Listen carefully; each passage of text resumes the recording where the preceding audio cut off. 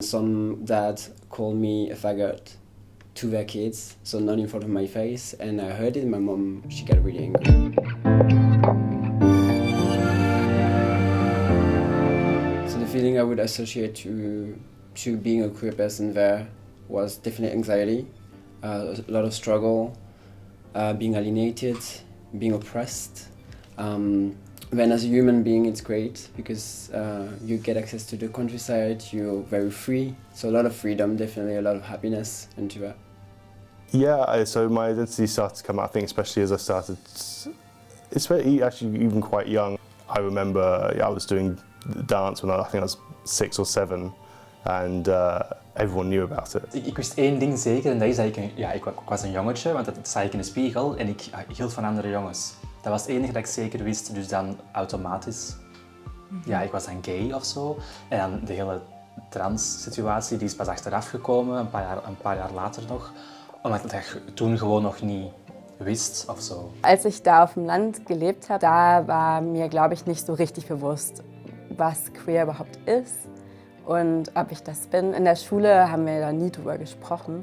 Ich glaube, das hätte mir vielleicht geholfen. It wasn't really coming out until I left the island. I didn't experience a huge amount of direct discrimination, but there was a lot of situations, maybe third-party discrimination, where I was part of a conversation and someone else had come out and I was seeing the sort of behind closed doors conversation occurring about them, which then meant I didn't want to come out because I didn't want to experience the same thing. Ja, het was allemaal klein. Het was allemaal vrij klein en allemaal vrij beperkt en zo. Daar was alles. Hè. Dat is echt zo een voorbeeld van zo'n klein dorp, een dorp, een gemeentetje zo.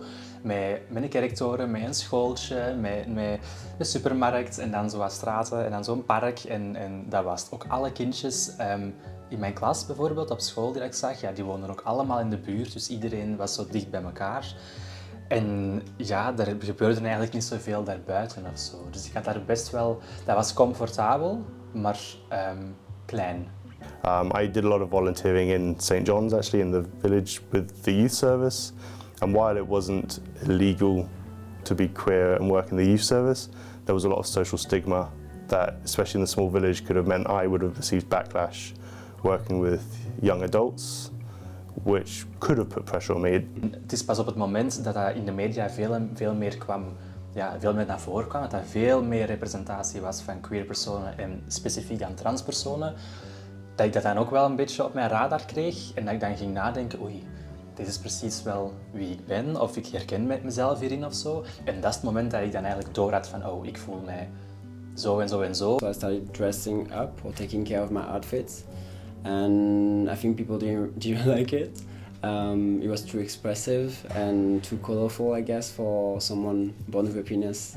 So I remembered when I was 22 and a half, I remembered this scene of my mom and I being in a supermarket at the cheese area, and some dad called me a faggot to their kids, so not in front of my face, and I heard it. My mom, she got really angry, and what I could only do in that time, it was just like telling my mom, don't make a scene, it's nothing, let's just go.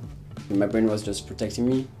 I didn't really know how to handle all that kind of situation. And my parents were definitely reactive to that, but like on an angry way. And I was not comfortable with that. Ik ben verhuisd naar de stad, naar Antwerpen. De stad, Antwerpen. Toen ik eigenlijk ging studeren daar. En dat was meteen ook in combinatie met zo, ja, op de kunstacademie te studeren. En dan heel veel mensen met heel vrije geesten en heel vrije... Alles, heel vrij. Ja, dat heeft wel veel voor mij gedaan. Want dat was wel een beetje een openbaring van... Oké, alles en iedereen is hier bij elkaar. En dat mag allemaal, kan allemaal, is ook allemaal. En allemaal geaccepteerd en allemaal heel open en heel vrij en heel fijn. Dat heeft mij echt wel een beetje laten openbloeien. In de stad wonen heeft mij zeker in contact gebracht met groepen, met instanties, met plekken, met safe spaces, met heel veel verschillende dingen die mij wel hebben gemaakt tot wie ik ben. Ich habe viel, so in der christlichen Kleinstadt, in der ich später gelebt habe, in Dänemark, habe ich viel Gegenwind gehabt. Oder ich habe mich auch selber da reingestellt, also ich habe das auch irgendwie provoziert. Also so ich wollte auch über diese Themen sprechen, weil ich fand, dass das wichtig ist.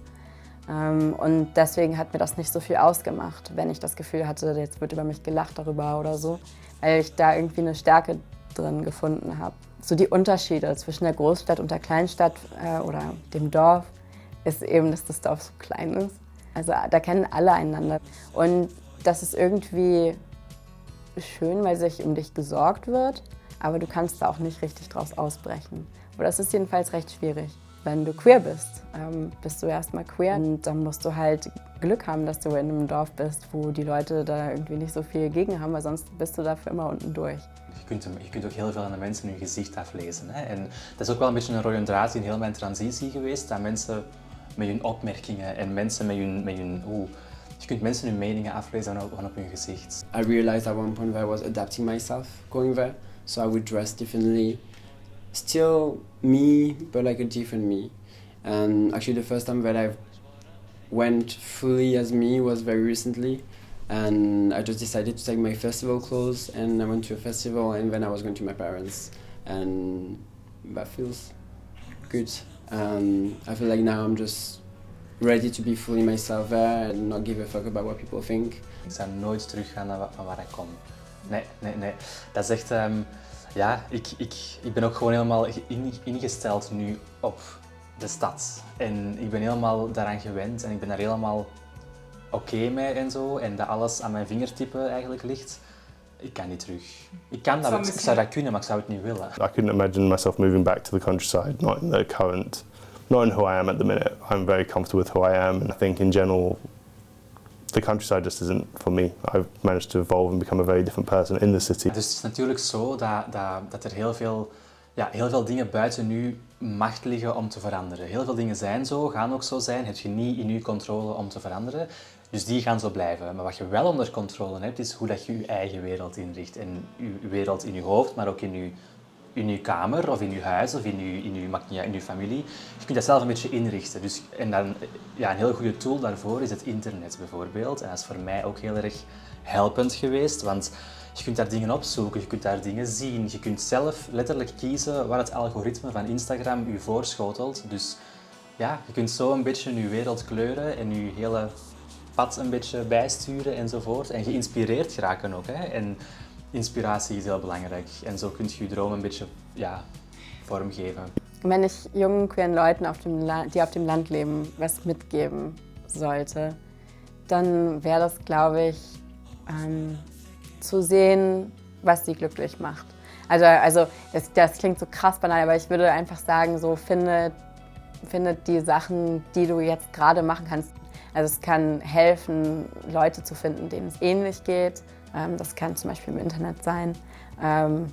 Wenn du gerne zeichnest, dann zeichne ganz viel. Also ich möchte jetzt nicht empfehlen, zieh einfach in die Großstadt. Also ich weiß nicht, also das kann vielen helfen, aber ich glaube, das hilft gar nicht unbedingt. Das ist nicht für alle unbedingt das Richtige. Wenn dir das Video gefallen hat, dann likes gerne und follow ENTR.